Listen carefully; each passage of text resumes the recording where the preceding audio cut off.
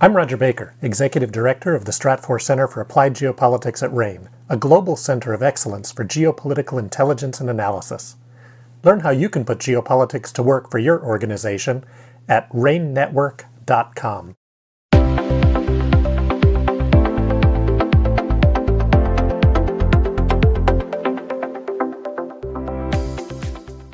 Hello and welcome to the RANE podcast series. In this episode, founder of RANE, David Lawrence, sits down with President, CEO, and co-founder of KBRA, Jim Nadler. Over the last 30 years, Jim has held several executive positions in the financial analysis arena, including mainstays in the ratings industry, as well as independent research firms.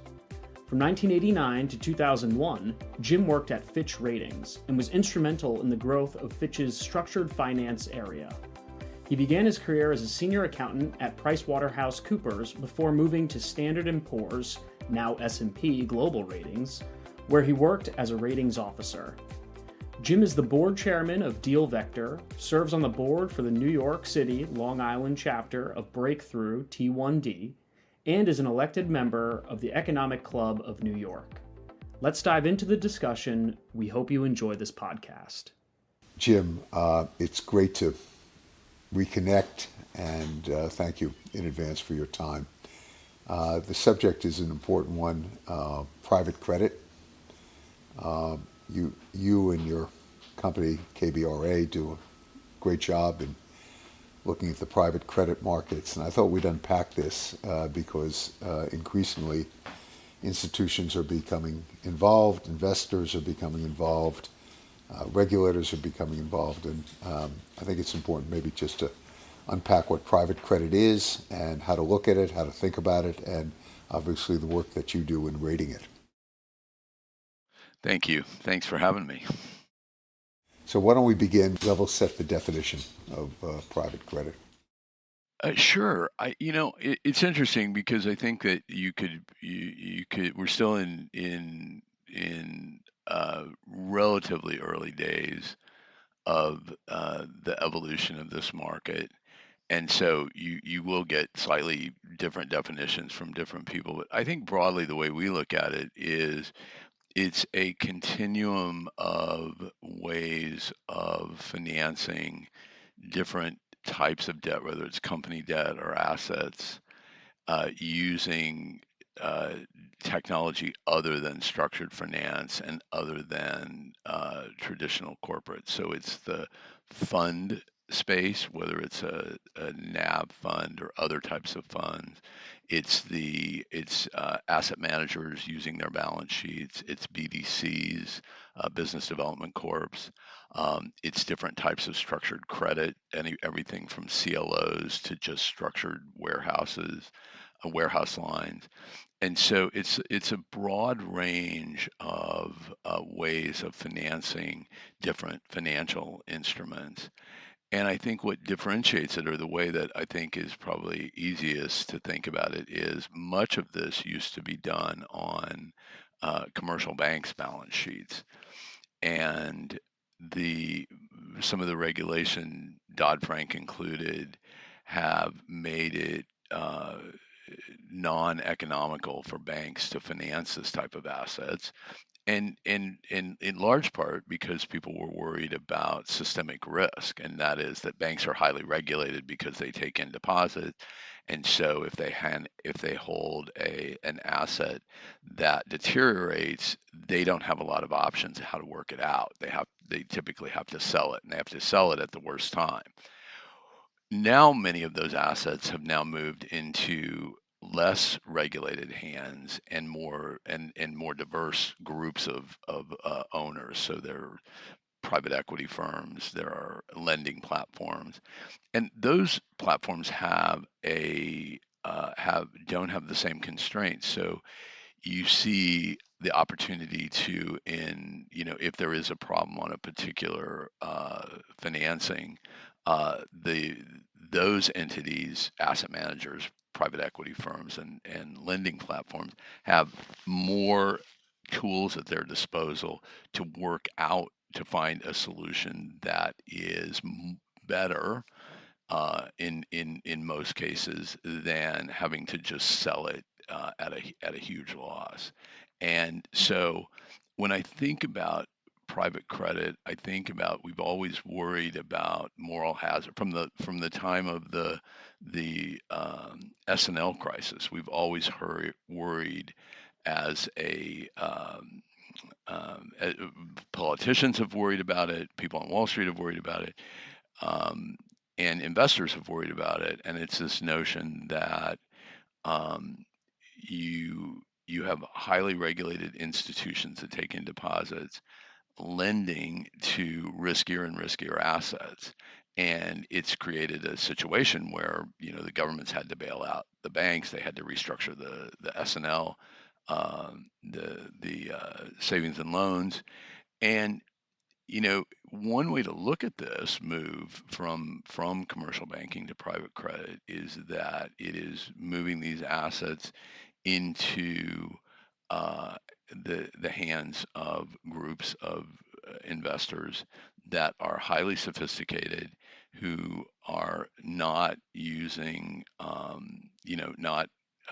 not using retail money or deposits to make these investments, and are well heeled. And if they have a loss, these guys are big boys. They can take the loss, but they have many more tools at their disposal to minimize the risk of a loss and minimize the outcome if there is a default, and minimize the pain from the default.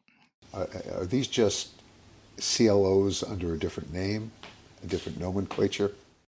You know, I think that simplistically, some of the structures resemble CLOs, yes, but it's much broader than that. It's assets structured in, not structured in sieves that which would make them a structured financing, but put into other structures that resemble structured finance, for instance, that they get better treatment under a different structure. So I think it's a bigger, I think it's a broader range of technologies than, or of structures than just to say that they all sort of resemble CLOs. But I think to think about it, conceptually, that's a good place to start. And what I hear from you is basically the theme that post the financial crisis, the movement into private credit represents a diversification, a responsibility for risk away from the banks and the balance sheet onto other investors. Yeah, David, it's listen. Commercial banks have have a huge role to play in the American economy. I think one of the things that we always worry about is that because of the highly regulated nature of commercial banks, and because they lend to a lot of small businesses and individuals, car loans, mortgage loans, things like that, the worry about how an economic blip gets transferred from Wall Street to Main Street is one of the things that we sort of all think about, all people in the financial community think about. And one of the ways we've seen in the past that happened is through the commercial banks. Once a problem hit a commercial bank, it was then easily transferred to Main Street, because then lending froze. It was harder for people to get small business loans, get loans to buy a car, buy a house. And so I think the part of the movement away from uh, or encouraging other players to come in and own these assets is to diversify the ownership, and to ameliorate the issue of seeing a blip in the economy being, sort of spilling out into Main Street very quickly. And certainly we saw that in the great financial crisis. I mean, that's, bank lending froze up. I mean, there was David, you were around, you remember, you remember watching the tape. I mean, seeing if WAMU was going to get acquired or if Wachovia was going to get acquired, or were they going to go under? Was Lehman going to go under? It ultimately did. And so lending just froze up. And all of a sudden you had people unable to get credit. And now there were other things going on. I think people thought the house prices would never fall, and there were a lot of unrealistic expectations that people had. But certainly the freezing of credit and the unwillingness of banks to even lend to each other because they didn't know if the bank was going to be around the next day during that period was frightening, and that moved what was a Wall Street crisis, moved it to Main Street very quickly.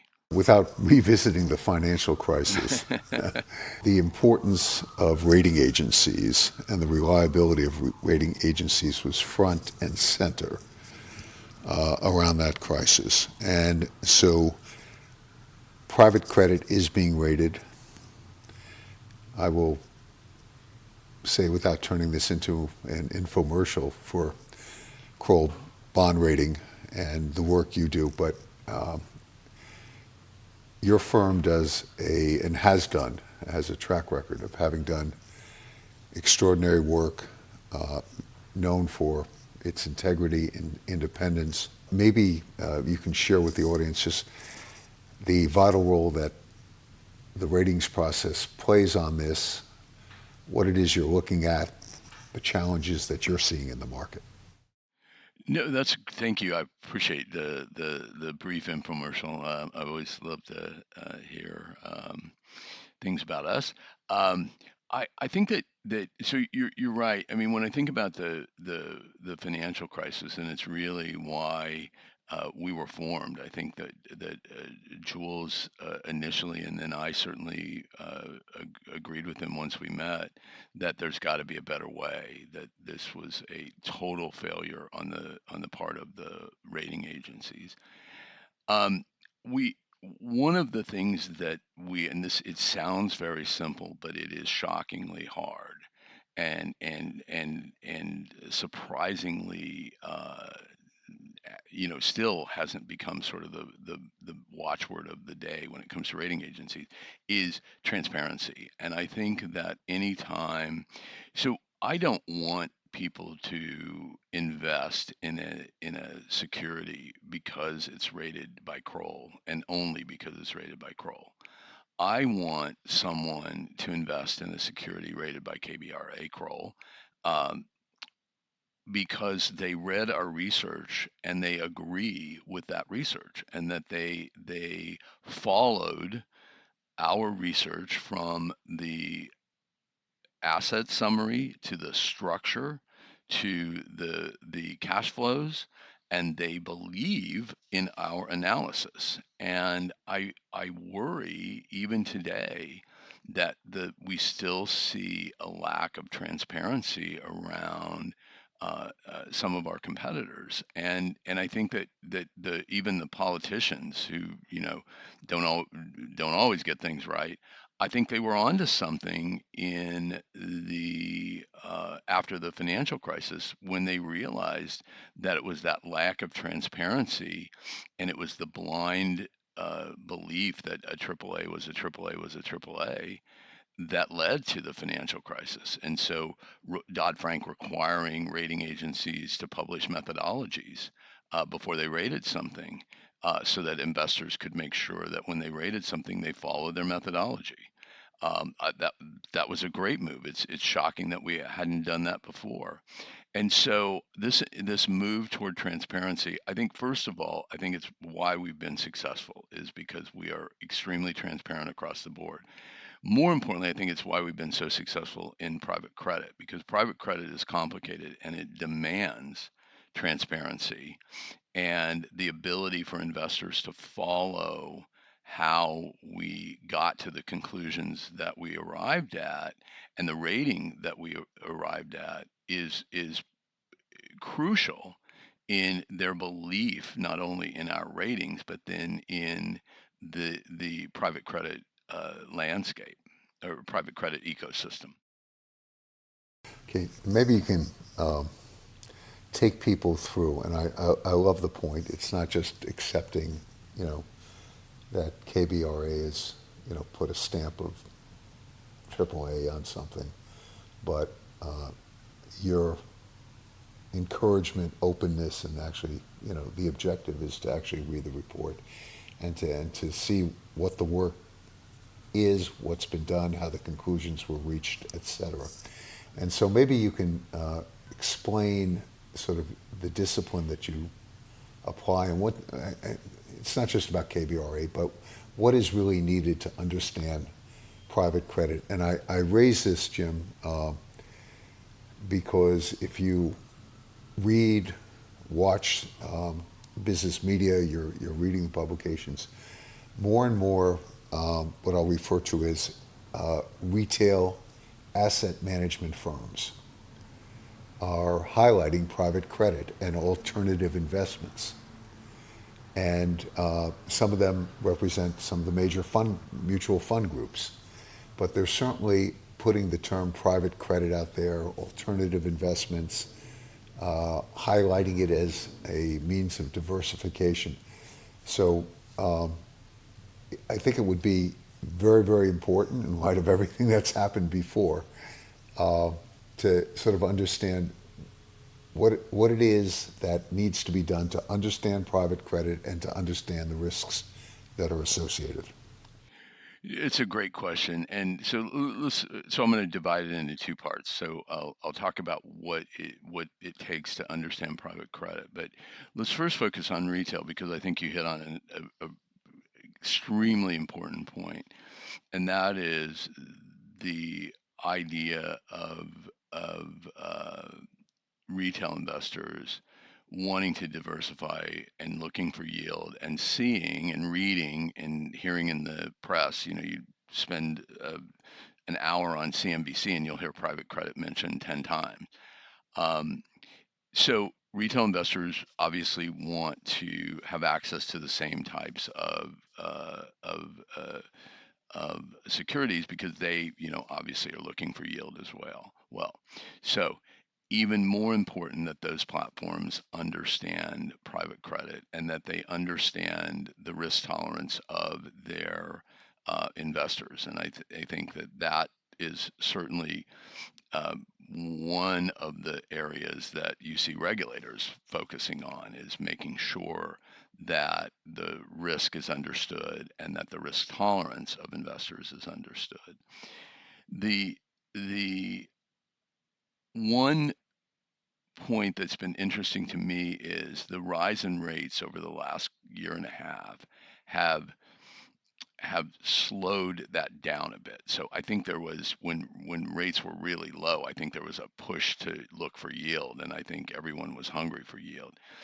Now with the 10-year being around 4.3, it's ameliorated a bit of that, but we're still seeing fund platforms and different retail shops looking for ways that they can get into private credit and help diversify their clients and help increase the yield.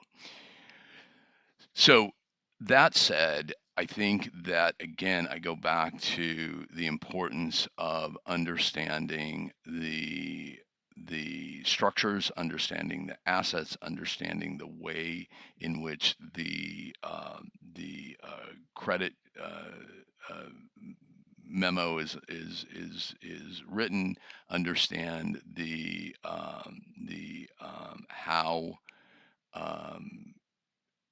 how the waterfall is affected by different scenarios, so rates going up, rates going down. So all of that is critical to understanding not only the structure, but what could happen in the structure.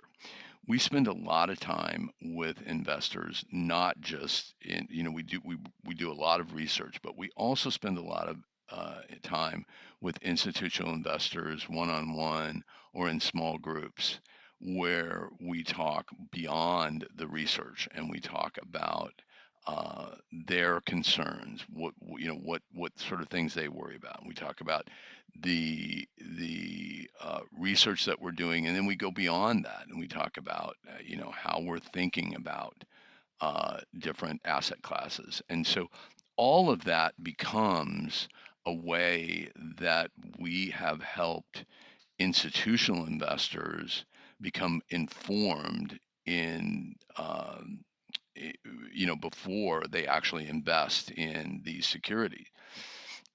We That same process is going to need to take place. It may be in a different format, but it's going to need to be take place. It's going to need to take place with the with the fund platforms and retail platforms as they enter the space, because they are going to have, they're the conduit. They're the ones that understand the securities, and they're the ones that decide whether it's a risk that matches their profile risk of their investors or not.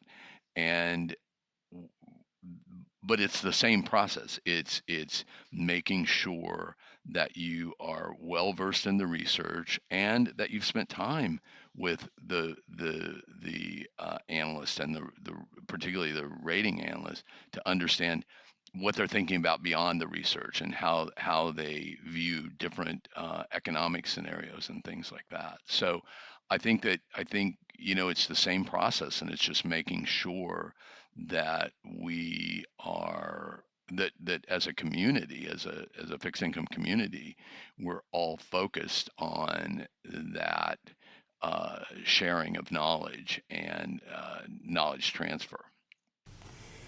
And talk to us a little bit about the universe of private credit that you're rating, and what you're seeing as being offered or structured, either offered to investors, structured by private equity and hedge funds, et cetera.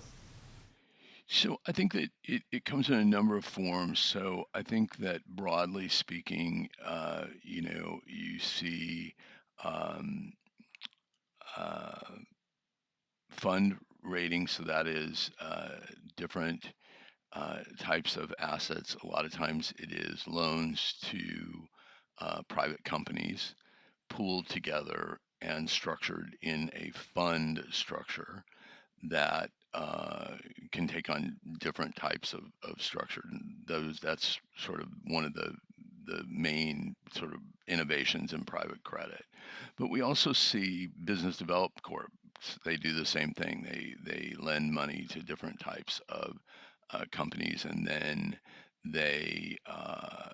and so their ability to judge a credit is important. And that when we rate a BDC, that's what we look at. We not only look at their portfolio, but we look at their ability to judge good credit and do these companies have the wherewithal to withstand economic challenges.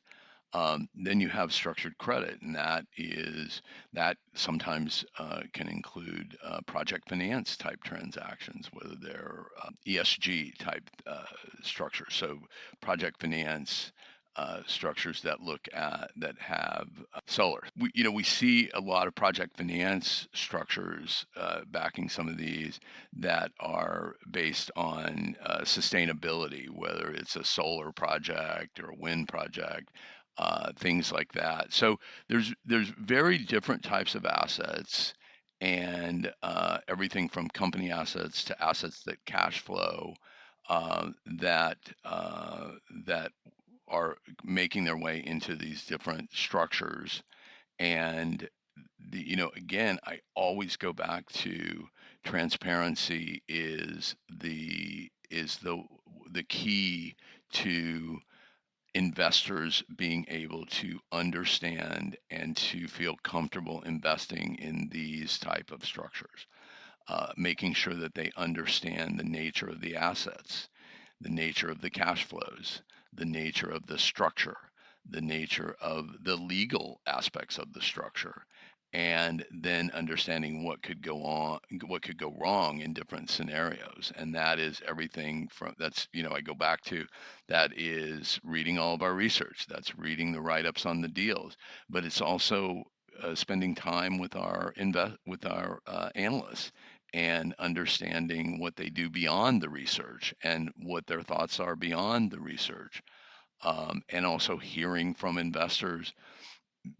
concerns that maybe we haven't fully addressed in some of our research, and how can we fully address that?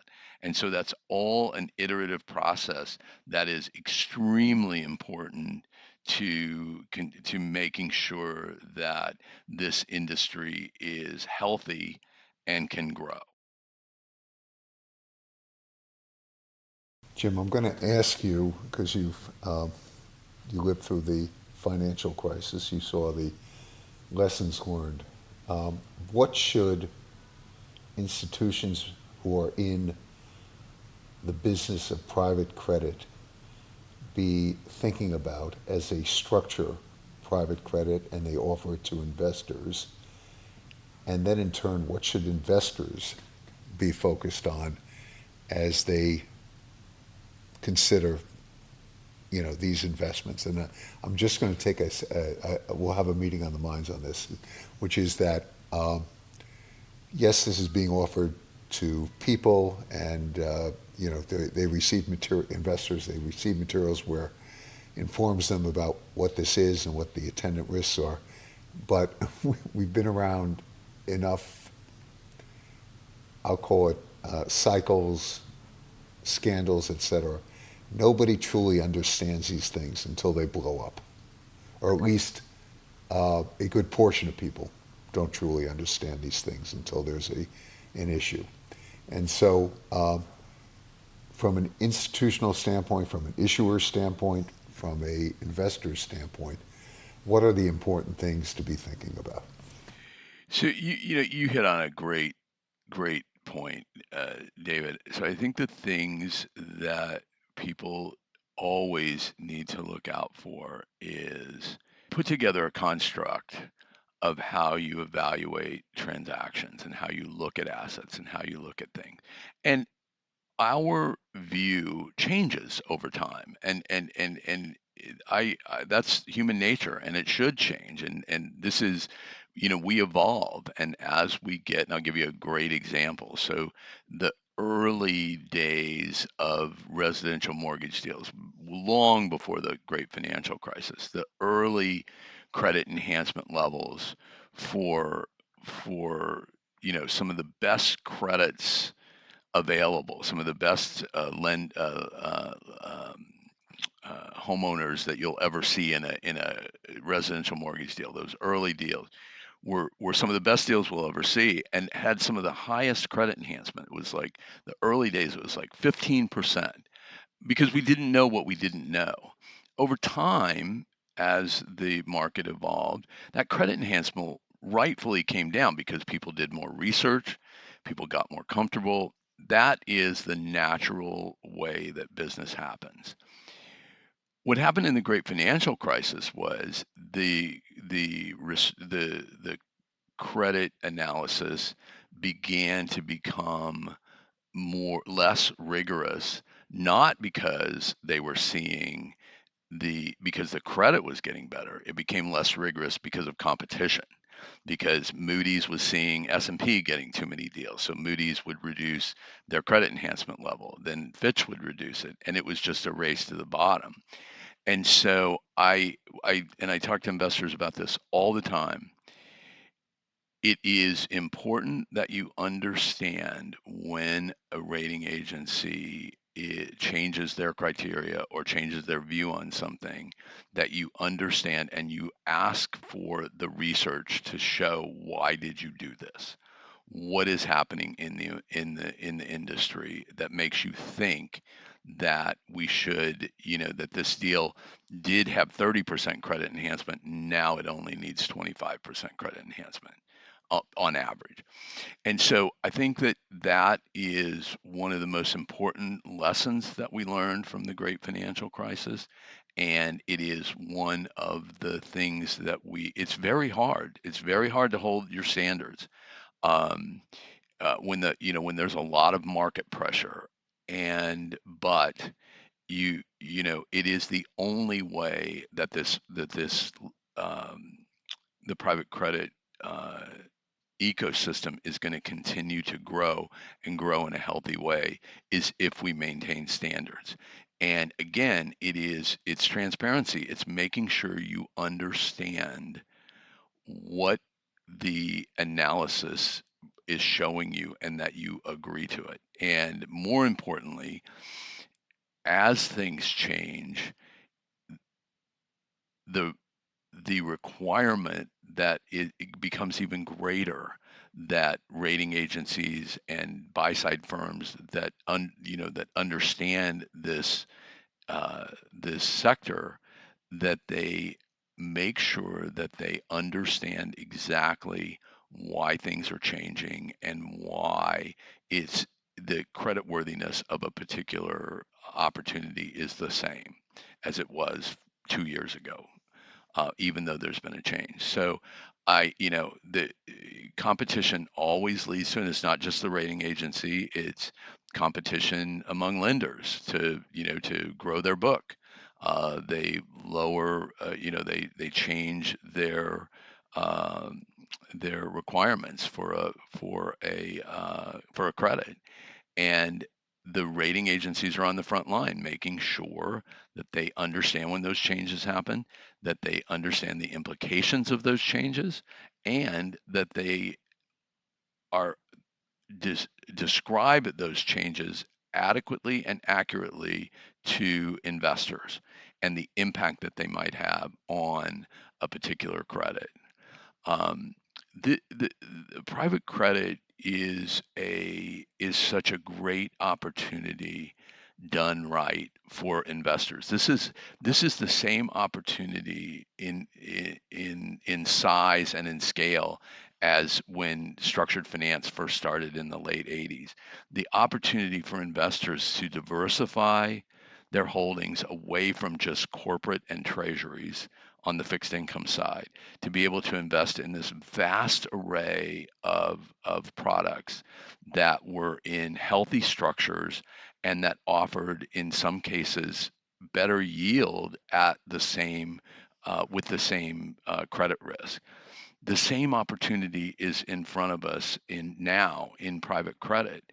The risk is that we lose sight of making sure that we're growing in a healthy way, and we fall into some of the same traps that we fell into in the that caused the great financial crisis. So our analysts are on high alert for this. We always think about it, we always watch it. And again, David, I hate to sound like a brokered record, but transparency is the key to all of this. If you are providing transparent research and information to investors, they will make good decisions, and this industry will grow in a healthy way. If we start seeing things not being as transparent, and we start seeing a degradation of credit standards and with no explanation, and we start seeing people investing in those, that's, I think, where you could start to see um, problems down the road. And I'll go one further. Right now, the industry is working, and I know regulators worry about private credit, but the industry is working. But the way to invite more regulatory scrutiny and invite more regulation, and regulation rarely gets it right, um, is to go down a path of um, loosening credit standards without being transparent about it, and having and then and having and seeing and then a problem arising. That's when the regulatory entities around the world are going to pounce. And that's not going to be great for the long-term growth of the industry. Okay, I feel like this is a bit of a Bible class, Jim. The book of Ecclesiastes.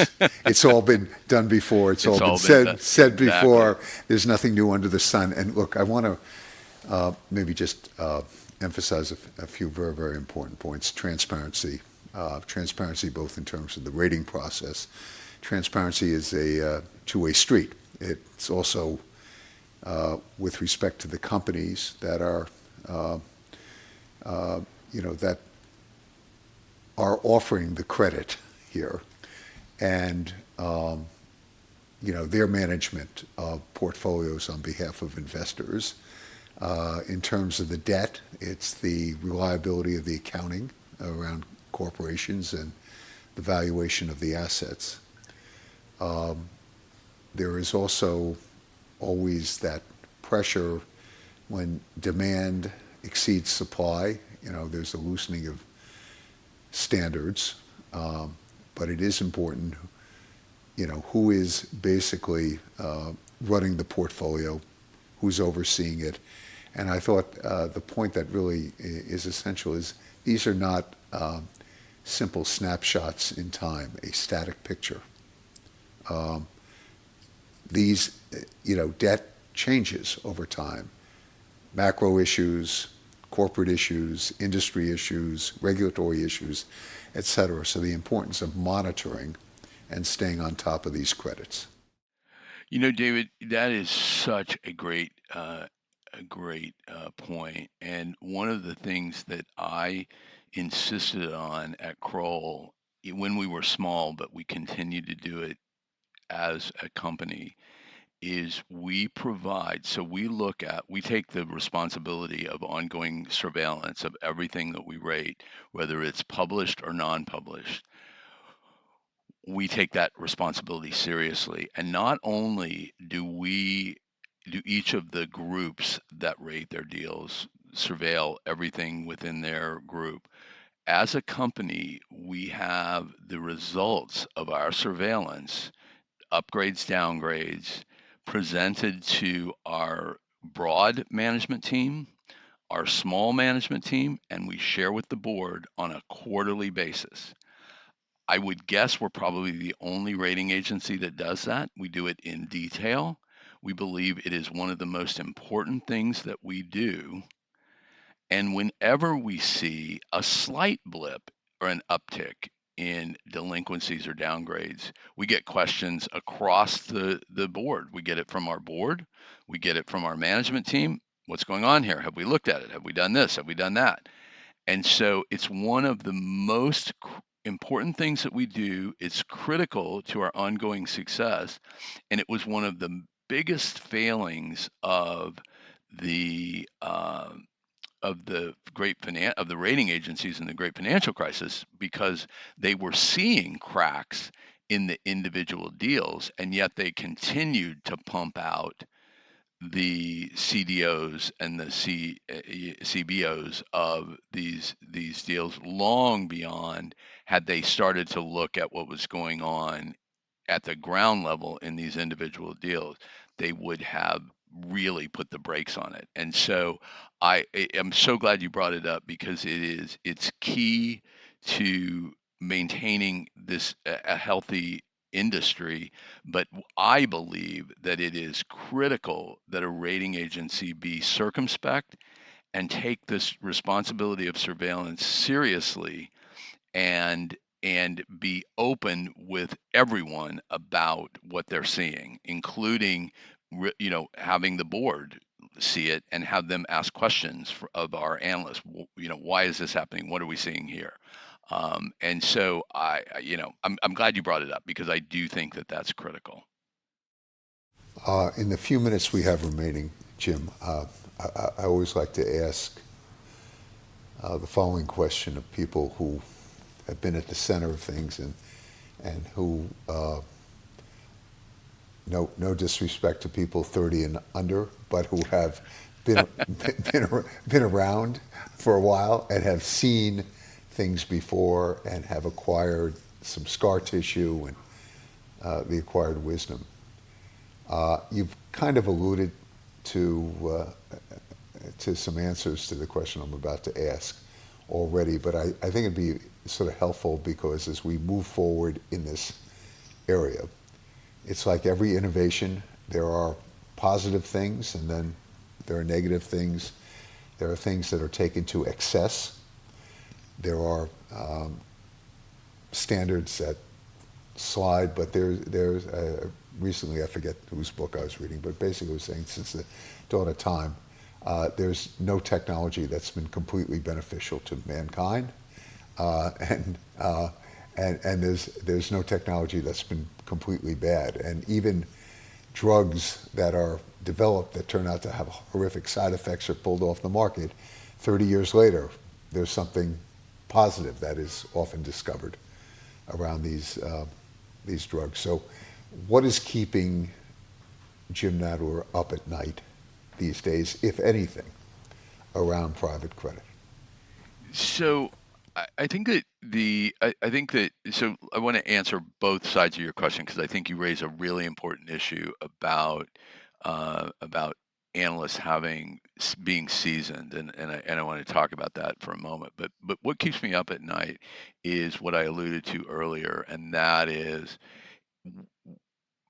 I worry about maintaining transparency and maintaining credit standards in an environment where it's highly competitive, and I worry that some of our competitors, because were we were early to understand how important the private credit landscape was, and now we're the leading rating agency in private credit broadly. And that obviously invites competition, which I love. Healthy competition. I love healthy competition. I'll put our research up against anybody. But the thing that keeps me up is the worry that we'll start to see the same sorts of behavior that we saw in the great financial crisis, and that is sort of loosening standards, not being transparent about it. And so we're on the case, we're on the alert for it, and we'll whether it's a competitor or we see it in the industry, we will raise it, and we will be transparent about making sure that investors understand it and they're on the case. The other interesting thing you raised, David, is this idea that it's important to have seasoned analysts, and I agree with you 100%. But I also think that it's important to have young people and seasoned analysts working together, because I have found that our young people bring so much energy and so many new ideas to the table that it's invigorating, and it's really made us a healthier, more vibrant institution. The counter to that is, you're absolutely right, is to having people who have seen it all, who are in their 50s, 60s, and even 70s, and Jules is in his 80s, and Jules still, I spend time with Jules all the time, getting his views on things. And it's seeing the interaction of young people being excited and vibrant, and yet seeing old grizzled analysts say, well, that's a great idea, but did you think about this, this, and this? And let me show you what happened the last time this happened. And that interaction within our company has been so great and so healthy, and I think a big part of our growth. And I hope to continue to foster that sort of interaction between the young people and the seasoned analysts, so that we continue to get both the best of this new young generation and all the ways they view the world, and then yet the counsel of the older analysts who, as you said before, there's nothing new in the universe. Whenever somebody says, oh, I've got something new, this is great, an older analyst will say, well, actually, in 1989, that happened here, here, and here. And so it's really, I think that it's both sides of that equation that make us really an exciting firm, and an exciting firm to work at and to be a part of. I also find that the companies that we work with that are the most innovative and the most exciting are doing the same thing. They're full of energetic young people that are all in on AI and are really excited about things. And they're also full of skeptical older analysts who've seen it all and who are asking a lot of questions. And that sort of the inflection point of that is, I find, amazing. And I hope that we continue to foster that for the next 20 years, because I think that leads to healthy growth, not only in our company, but in the industries that we serve.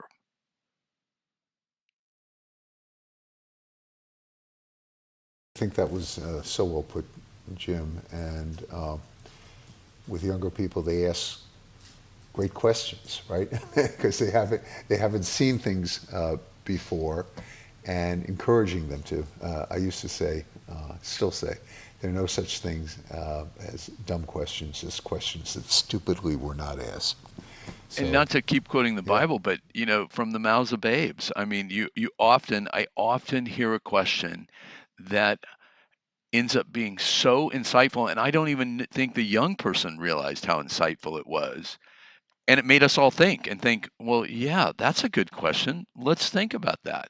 And so I do think that interaction makes us all better and will, in the end, make this a healthier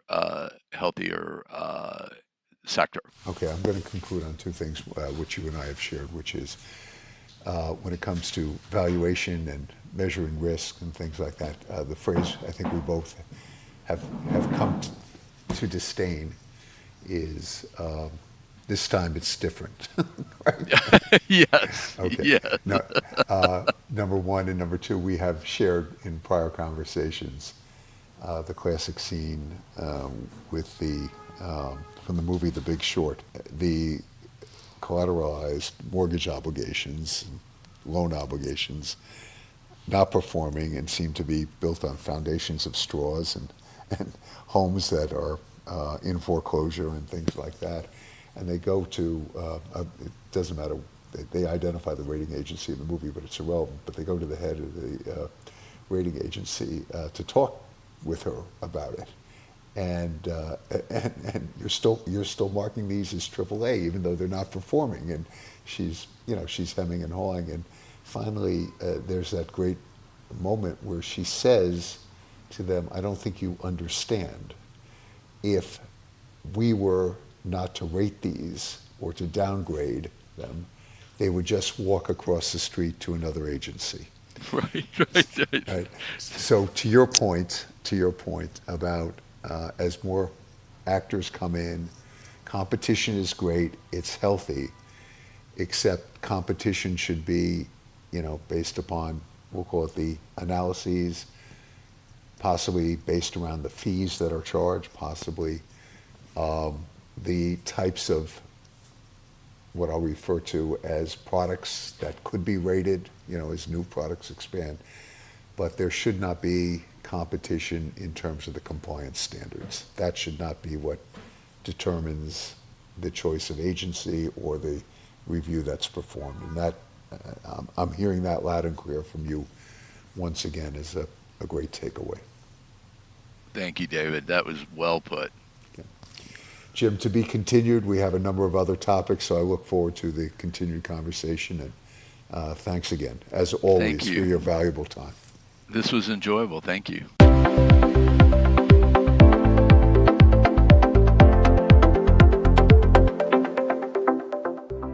Thanks for listening.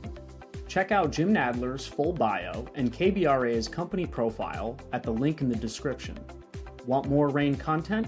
Be sure to subscribe to the RANE podcast series today, available on all podcast platforms.